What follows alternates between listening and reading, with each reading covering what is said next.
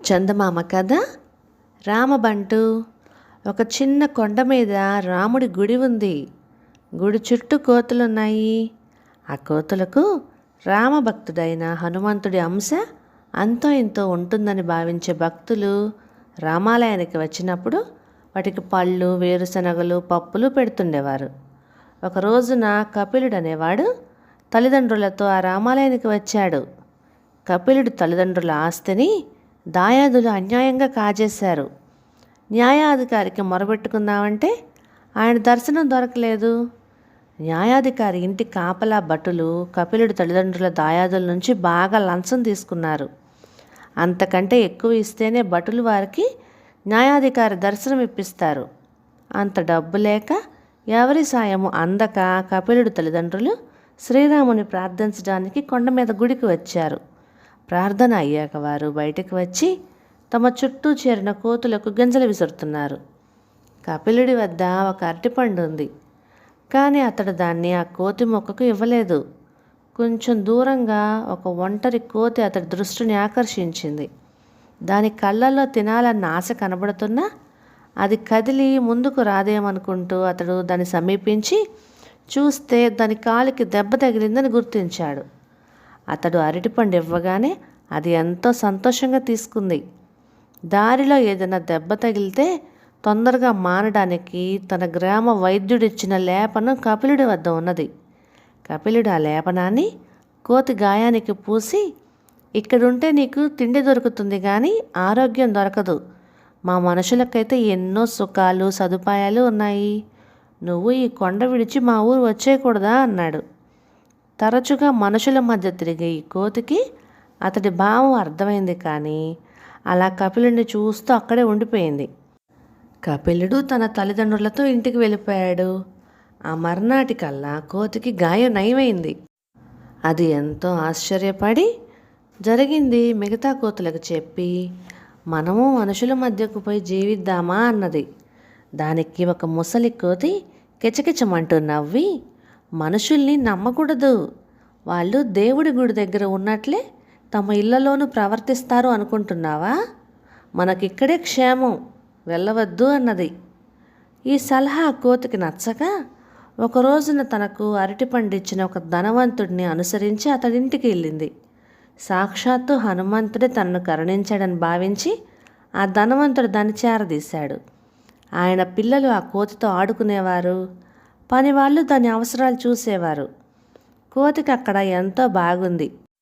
అయినా కోతి తన కోతి బుద్ధి వదులుకోలేదు కదా. ఒక రోజున అది ధనవంతుడి ఇంట్లోని వస్తువులన్నీ చల్లా చెదురు చేసింది. పనివాళ్ళు వెంటబడి తరిమితే తోటలోకి పరిగెత్తి మొక్కలకున్న పూలన్నీ తుంచేసింది. చిన్న చిన్న మొక్కలను పీకేసింది, చెట్ల కొమ్మలను విరిచేసింది. ఇక దాన్ని ఇంట్లో ఉంచుకోవటం, కొరివితో తలగొక్కోవడమే అనిపించింది ఆయనకి. ఏదైనా శాపం తగులుతుందన్న భయంతో ఆయన దాన్ని తిట్టలేదు, కొట్టలేదు. కోతుల్ని ఆడించేవాడికి ఒకటికి అప్పచెప్పాడు. ఆ కోతుల్ని ఆడించేవాడి పేరు చింతయ్య. వాడికి దయాదాక్షిణ్యాలు లేవు. వాడు దాన్ని క్రూరంగా హింసించి భయపెట్టి ఎన్నో విద్యలు నేర్పాడు. దాన్ని వీధుల్లో ఆడించి డబ్బు సంపాదించేవాడు. అయితే కొద్ది రోజుల్లోనే ఆ కోతి మామూలు కోతుల కంటే ఎక్కువ తెలివైందని చింతయ్యకు అర్థమైపోయింది. చింతయ్య తనను ఆడిస్తుంటే తన ఆటలకు చుట్టూ మోగిన జనం చప్పట్లు కొడుతుంటే కోతికి ఏమాత్రం సంతోషంగా ఉండేది కాదు. స్వేచ్ఛకు మించిన సంతోషం లేదని దానికి ఇప్పుడు బాగా తెలిసొచ్చింది. ఒక రోజున చింతయ్య కోతికి గులాబీ రంగు దుస్తులు వేసి ఒక వీధిలో ఆడిస్తున్నాడు.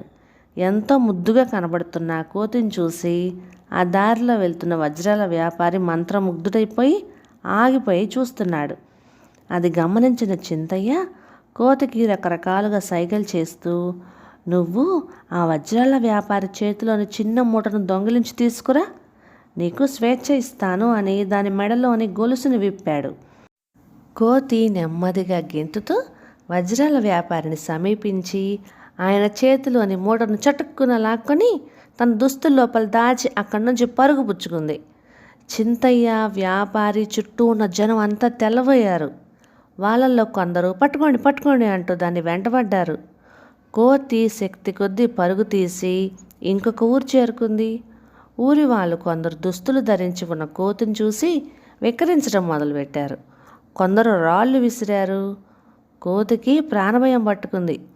అది చెట్ల మీద నుంచి ఇళ్ళ మీదకి, ఇళ్ళ మీద నుంచి చెట్ల మీదకి దూకుతూ చివరికి ఒక ఇంటి తోటలో కూలబడిపోయింది. అది కపిలుడి ఇల్లు. అప్పుడే తోటలోకి వచ్చిన కపిలుడు స్పృహ తప్పుతున్న కోతిని చూశాడు. అతడు దాని ముఖం మీద నీళ్లు చల్లి దానికి స్పృహ తప్పించాడు. అరటిపళ్ళు ఇచ్చి దాని ఆకలి తీర్చాడు. ఆ సరికి కోతి అతన్ని గుర్తుపట్టి తన కాలు చూపించింది.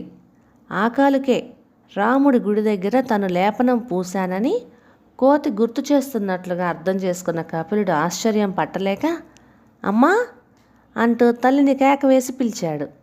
ఆ కేక విని అతడి తల్లిదండ్రులు పరుగున ఇంట్లో నుంచి అక్కడికి వచ్చారు. ఈలోగా కోతి తన దుస్తుల మధ్య దాచిన మూటను కపిలుడికి ఇచ్చింది. తండ్రి ఆ మూటను కపిలుడి నుంచి తీసుకుని విప్పి చూస్తే జిగేలుమనే వజ్రాలు ఉన్నాయి. కపిలుడు తండ్రి ఆశపోతు కాదు. ఆయన వజ్రాలను జాగ్రత్తగా సంచిలో నుంచి బయటకు తీయగా వాటి అడుగున ఒక కాగితం కనిపించింది. అందులో వజ్రాల వ్యాపారి పేరు, చిరునామా అన్నీ ఉన్నాయి. ఆయన వెంటనే ఇవి లక్షల విలువ చేసే అపురూప వజ్రాలు. వీటిని పోగొట్టుకున్నవాడు చెప్పలేని దుఃఖంలో ఉంటాడు. నేను తక్షణం బయలుదేరి వెళ్ళి వీటిని ఆ చిరునామాదారుడికి అందజేస్తాను అంటూ అప్పటికప్పుడే పట్టణానికి ప్రయాణం కట్టాడు. పట్టణంలో వజ్రాల వ్యాపారి తన వజ్రాల మీద ఆశ వదులుకున్నాడు. కపిలుడు తండ్రి వాటిని తెచ్చి ఇచ్చేసరికి ఆయన ఆశ్చర్య ఆనందాలతో మునిగిపోయి, ఈ కాలంలో మీలాంటి వారు చాలా అరుదు. నా వల్ల మీకు ఏమైనా సాయం కావాలా? నిస్సంకోచంగా అడగండి అన్నాడు. కపిలుడి తండ్రి తానున్న చిక్కు పరిస్థితి గురించి చెప్పుకున్నాడు. వజ్రాల వ్యాపారి వెంటను, అయ్యో, ఆ న్యాయాధికారి నాకు మంచి మిత్రుడు. మీకు క్షణాల మీద న్యాయం జరిగే ఏర్పాటు చేస్తాను అంటూ కపిలుడు తండ్రిని న్యాయాధికారి ఇంటికి తీసుకెళ్ళాడు. తన ఇంటి కాపలా భటులు లంచగొండులుగా మారారన్న విషయం రుజువు కాగానే న్యాయాధికారి వాళ్ళను పనిలో నుంచి తొలగించి కపిలుడు తండ్రికి అతడి దాయాదుల నుంచి తిరిగి ఆస్తిని ఇప్పించేందుకు గట్టి ఏర్పాట్లే చేశాడు. పట్టరాని సంతోషంతో ఇంటికి తిరిగి వచ్చిన తండ్రి నుంచి జరిగినది విన్న కపిలుడు, నాన్న, మనకి కోతి వల్లనే ఆస్తిపాస్తులు తిరిగి లభించాయి.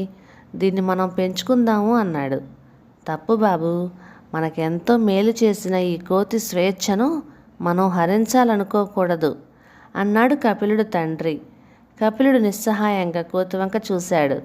అది సైగలతో కపిలుడు తండ్రినే మెచ్చుకున్నది. వారం తర్వాత కపిలుడి కుటుంబం కోతిని కొండ మీద రాముడి గుడికి తీసుకెళ్ళి అక్కడ విడిచిపెట్టారు. తమ కష్టాలను గట్టెక్కించినందుకు శ్రీరాముడికి పూజలు చేసి తమ భక్తిని వెల్లడించుకున్నారు. అప్పటి నుంచి కపిలుడి కుటుంబం ప్రతి ఏటా రాముడి గుడికి వెళ్తుండేవారు.